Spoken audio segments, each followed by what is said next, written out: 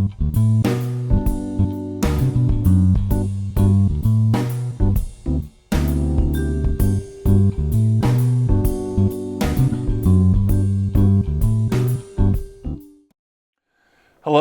and welcome to Your Health Matters.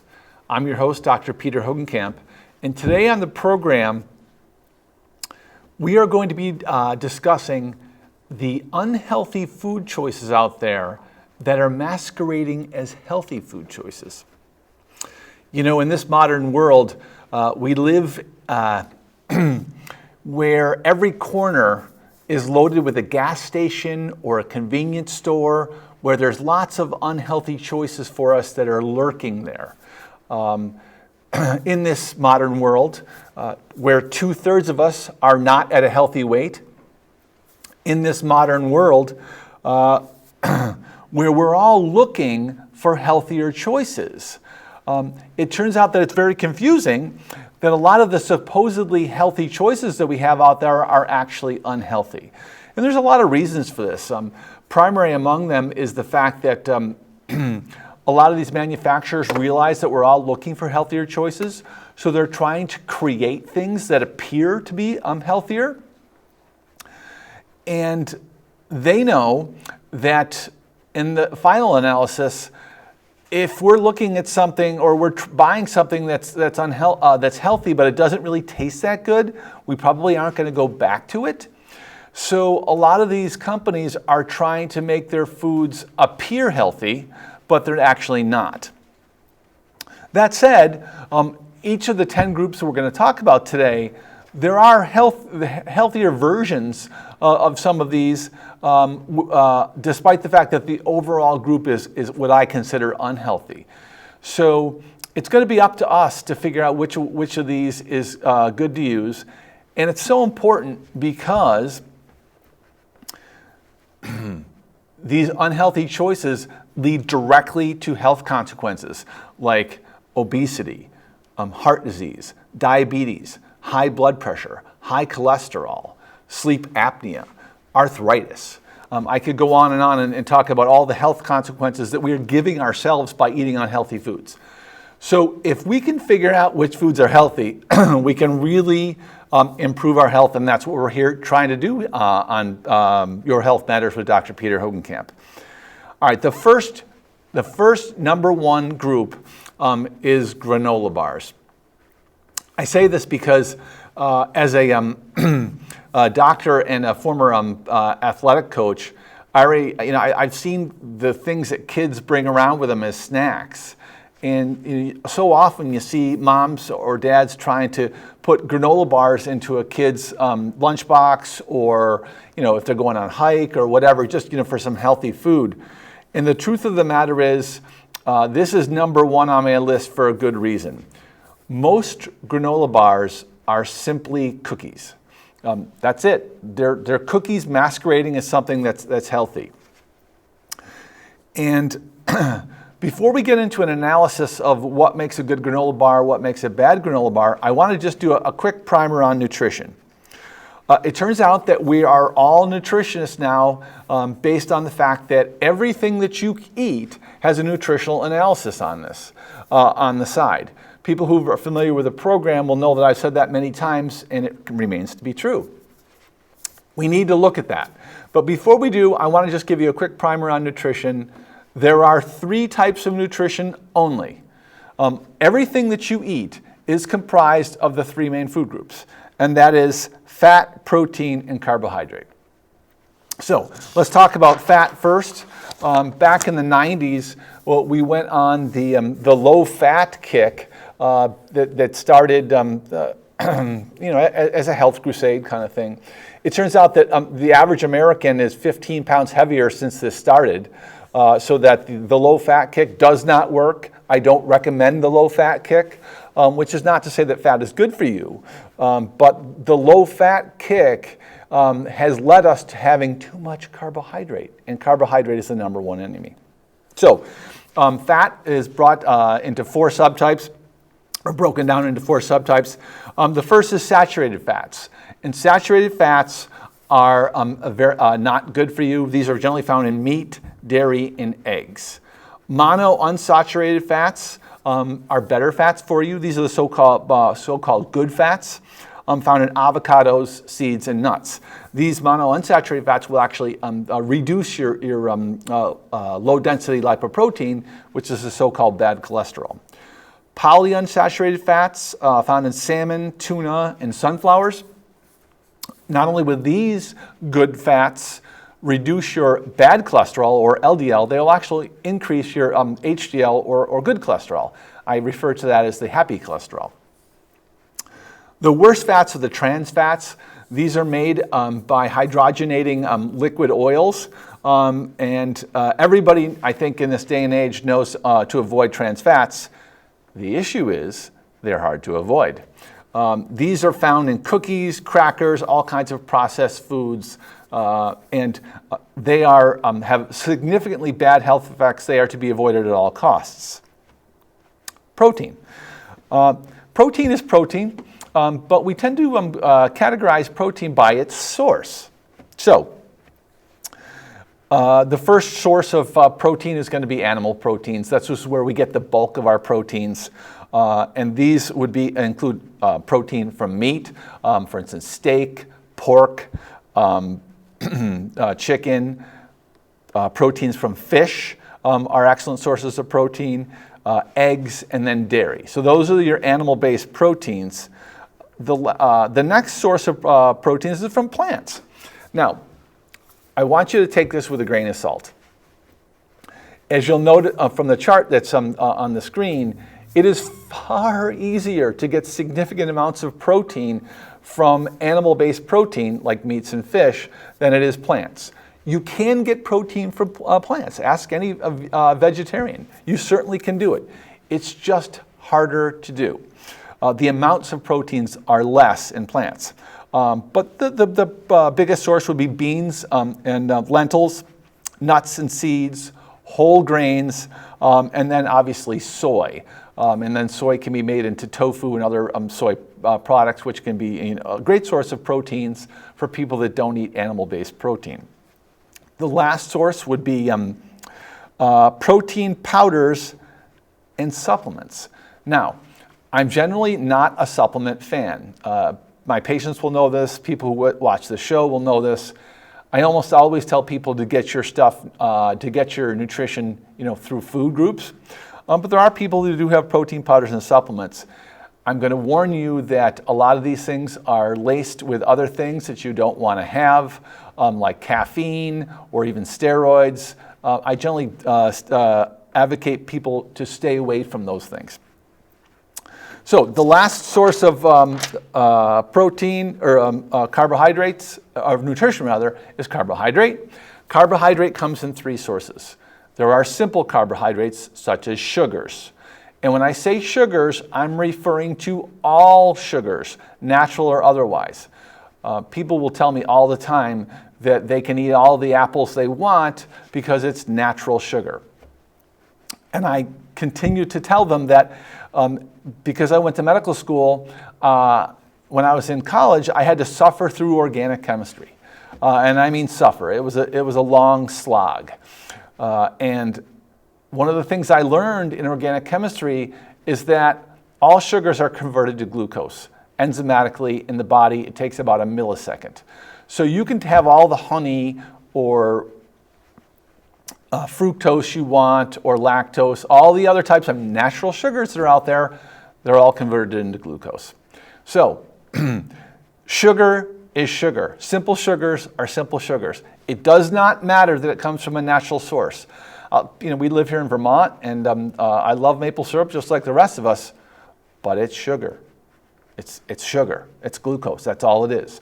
And fructose, an apple, fructose gets converted to glucose. It's sugar. These things are sugars. They're simple sugars. Keep that in mind.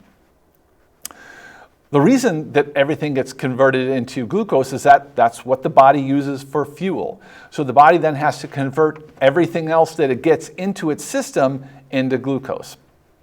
Body does not use fructose for fuel. It has to convert it to glucose. Starches. Starches are simply sugars that are connected in a long chain and to make a starch. It's a complex carbohydrate. What does the body do? The body simply breaks those bonds in between the simple sugars and it creates sugar. So when you eat pasta, which is a complex carbohydrate, it simply breaks it down into sugar. This happens very, very quickly. If you take a cracker and you put it in your mouth, you'll notice within a very short period of time, the enzymes that are in your saliva will break down the starch in the cracker and it will become very sweet. This happens in your stomach as well. These things are broken down into simple sugars. So eating starch or complex carbohydrates is simply eating sugar. I will tell you that in some cases it takes longer to do that. And so the glycemic index, which is how quickly your body, your blood sugar, your serum glucose, will increase, is different for various carbohydrates. That's what we call the glycemic index. Simple sugars, your blood sugar goes straight up. Complex carbohydrates rather, it'll go up like this, but it still goes up. The last subtype of carbohydrate is fiber. These are the best types of carbohydrate. These are not digestible. They're not converted into calories by the body. So we love fiber. Everybody talks about fiber, and that's good, because the fiber does not get digested as calories. So there's your primer on nutrition. The three types: protein, fat, carbohydrate, and the subtypes thereof. So now we're going to go back and talk about granola bars, now that we know a little bit of something about it. The first thing you should do when you look at a granola bar is read the label. And I'm not talking about the advertising. There's going to be lots of buzzwords for granola.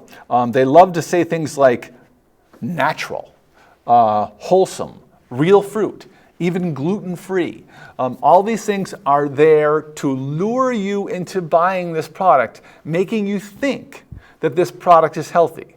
As I mentioned, these are products that are masquerading as, these are unhealthy foods masquerading as healthy foods. But you are now a wise consumer.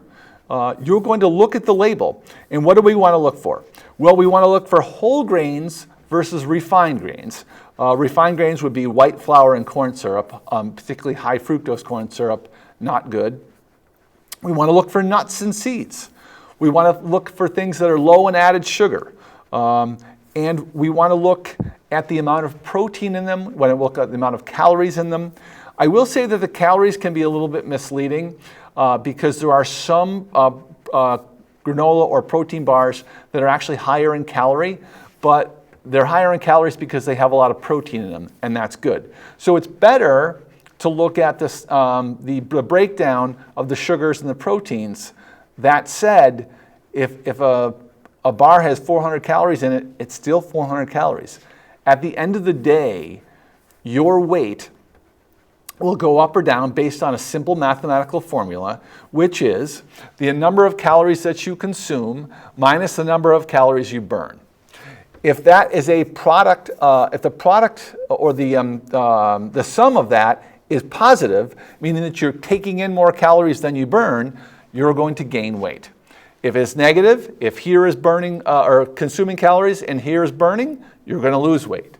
So in the final analysis, your weight is going to be a product of the number of calories that you take. So keep that in mind. So we like protein, we sure do.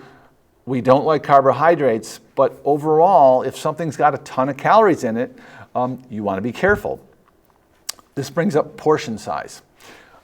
A protein bar this big is bad for you. One this big is not going to be that bad for you. Portion sizes. You've got to be careful of this. Overall number of calories is the most important thing when it comes to determining whether you're going to gain or lose weight. So, I would say if you were looking at a protein bar, you want to have the following three things. You want to have at least 3 grams of fiber. When you see fiber, you can subtract the number of grams of fiber from the total number of grams of carbohydrate. Let's say a particular bar has 15 grams of carbohydrate and it's got 5 grams of fiber. You then can subtract, so the net number of carbs for that particular bar is only 10, which isn't bad. As far as protein is concerned, you want at least 5 grams of protein. Now, I've eaten a variety of these things in my life, and I'm always looking for better ones. I have seen ones as high as 18 grams of protein. Keep in mind they tend to be fairly large. I've seen some with only 1 gram of protein. You want to be careful of those. Remember now, you don't want a granola bar that's just a dressed up cookie. You don't want a granola bar that's just that's a cookie masquerading as a granola bar. I think 150 calories or less is a good goal. That said, some of the better bars do have a few more calories than that because they have a lot more protein. The last thing to look at is the carb to fiber ratio. You want it to 10 to 1 or lower. 5 to 1 is better. So in other words, if you've got a bar with, let's say, 10 grams of carbs and it's got 5 grams of carbohydrate, well, that's only 2 to 1. That's ideal. That's hard to find. Better is approximately about 5 to 1. Anything 10 to 1 or higher than that is really, I would consider quite unhealthy. Last word on this, avoid the buzzwords and the marketing. Just because a product has nature in it or some other kind of nice buzzword like that doesn't mean it's healthy. All right, so we've done number 1 and 2, that's granola and protein bars. The next thing is yogurt. And yogurt, just like all the rest of the things we're going to talk about today, can be very good for you. It generally isn't. It generally is not. Most of the yogurt that Americans eat is very unhealthy. But there are a lot of healthy choices out there, and you can choose them. So, what makes a good yogurt? Well, it's very simple, and that's sugar. Or I should say, the lack thereof. Most of the yogurts that Americans buy are highly sweetened. And I know this, and I've learned this, because over the years, I've always loved yogurt. I've eaten a lot of it in my life, but over the years, we've refined our yogurt choices as I've gotten older and my metabolism has slowed down. I've had to make better choices in terms to keep my weight down, and I struggle just like all the rest of us, and I work at it. And I'm not embarrassed to say I work at my weight. I'm not embarrassed at all, and you shouldn't be either. You should continue to work on your weight because we live in a toxic environment that's loaded with calories and carbs out there. You have to work at it. All I'm trying to do here today is give you some of the tools that you're going to be using in this job. So, avoid sugar. I used to have this one yogurt. I'm not going to mention any brand names because that's not what I'm trying to do here. I'm not trying to, say one company's better than the next. I'm just trying to give you, in general, approaches to finding the healthier choices. But I used to love this yogurt, and I happened to have it at a hotel recently we were staying at, and I was amazed at how sweet it was. I've been eating non-sweetened yogurts now for so many years that I took one bite of this and it slapped me in the face. It slapped me in the face how sweet it was. And that's something I used to eat every day and didn't even notice. One of the things someone told me one time I thought was interesting is that the main difference one of the main differences between America and Europe is that they don't eat sweetened yogurts and we do. And I've spent a lot of time in Europe. I used to live there, and obviously I've lived here most of my life. And I will tell you that is actually true. When you go to Europe and you have a plain or unsweetened yogurt, you really notice the difference. That's because we're all eating these sweetened yogurts. That's what's advertised, that's what's pushed, but there are healthy choices out there. I now eat a yogurt which is high in protein, it's high in fat, and it's very, very low in carbohydrate. It's a plain yogurt, it's delicious.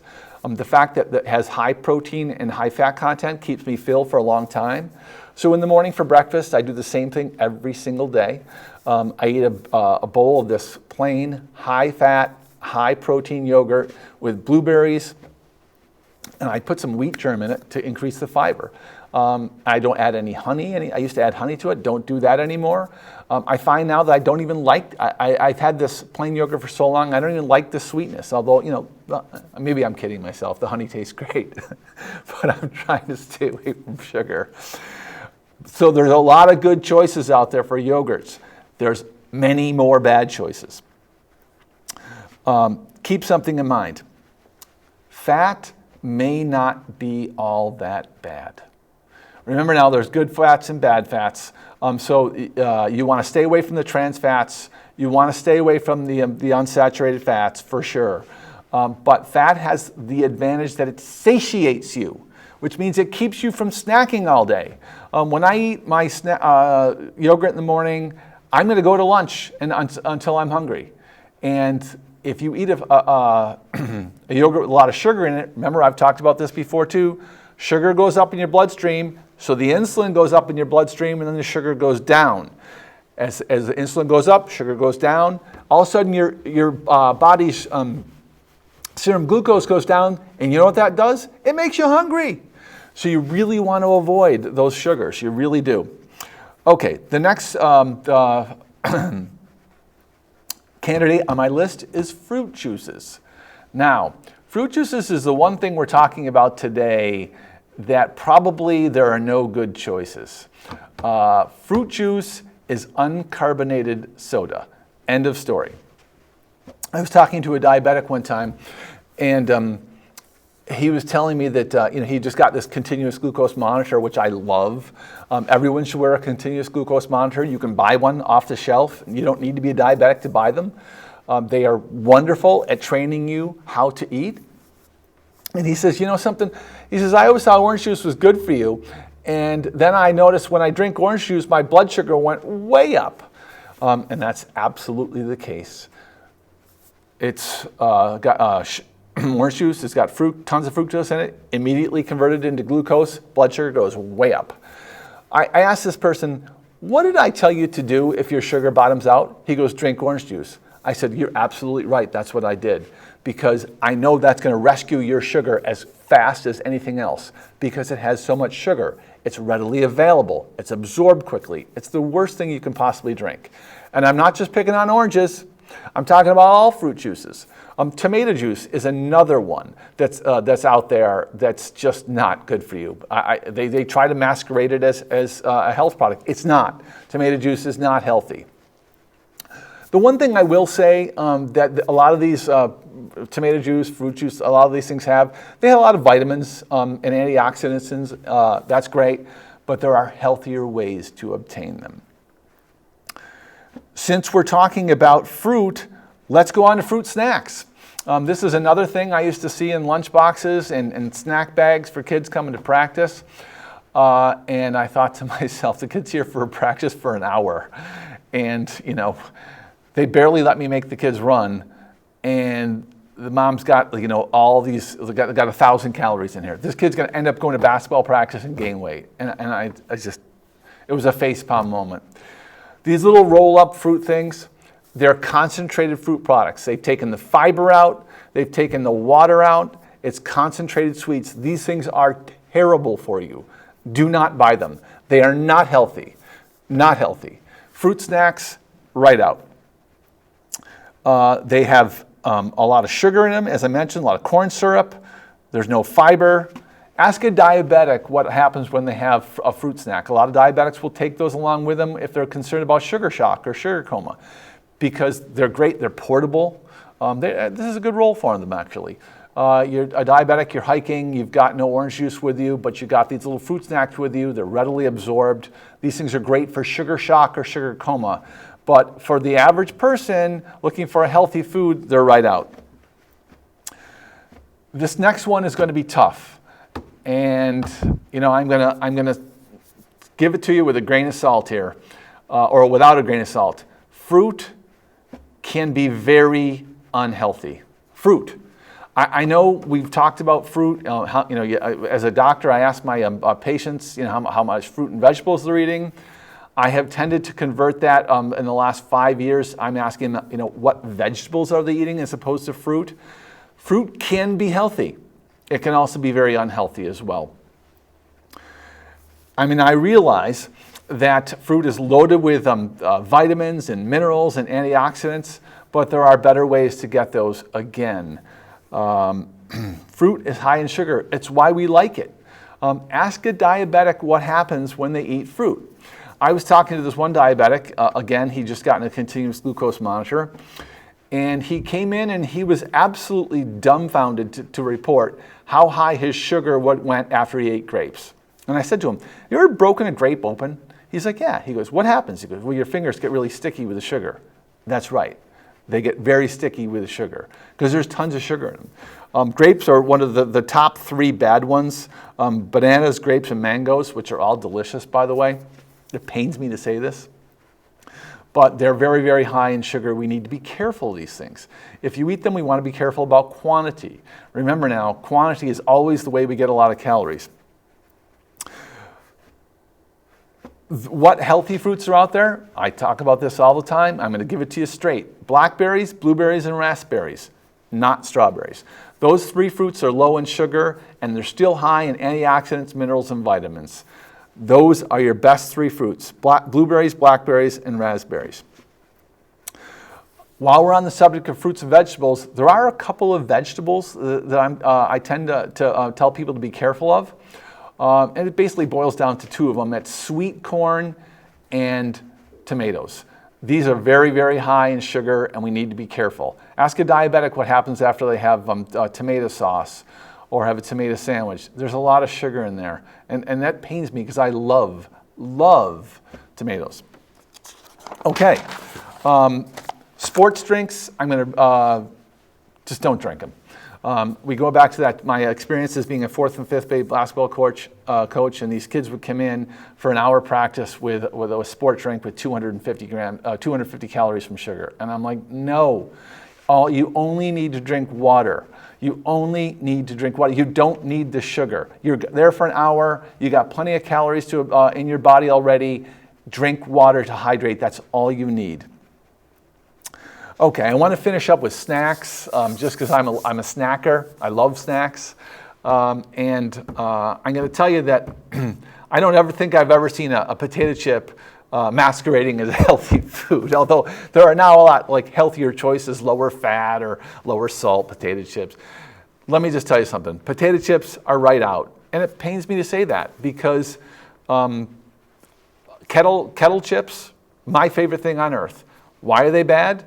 Because they have the unholy trinity, the unhealthy trinity, and that is fat, carbs, and salt. Just like pizza.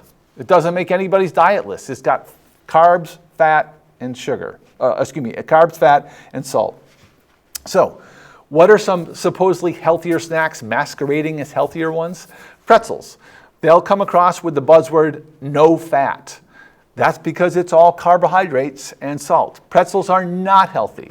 It's way, way too much carbohydrate. Popcorn. Oh, this is a tough one for me because, man, do I love popcorn. Sometimes my wife will go to bed and I'll sneak into the kitchen and pour some pour some popcorn into the thing, and I'll cook it up in some oil, just a tiny little bit of salt. So delicious. Tons of carbs. Bad for you. What are good snacks? Celery and carrots. What a great snack. Buy those little celery, stalks, cut them up, or they even come cut up. The little mini carrots that are fantastic. Those are great snacks. High in fiber, low in sugar, they're fantastic. If you don't like those, you want something else, nuts. Nuts are great snacks. But like everything else we talked about, they have some bad things about them. They can be unhealthy, especially if you eat too many. Remember now, it's calories we're looking for, and if you're eating a ton of nuts, you're going to get a ton of calories, and calories lead to weight gain. That said, nuts do have protein in them, they have fiber, they've got vitamins, minerals, and antioxidants. They can also have salt, especially if you eat the processed nuts, which you want to stay away from. What nuts are good for you? Almonds, pistachios, walnuts, cashews, pecans, macadamia nuts, hazelnuts, and peanuts, which are actually legumes. Hey, thanks again. I hope you learned something today. It was wonderful to have you. Cheers.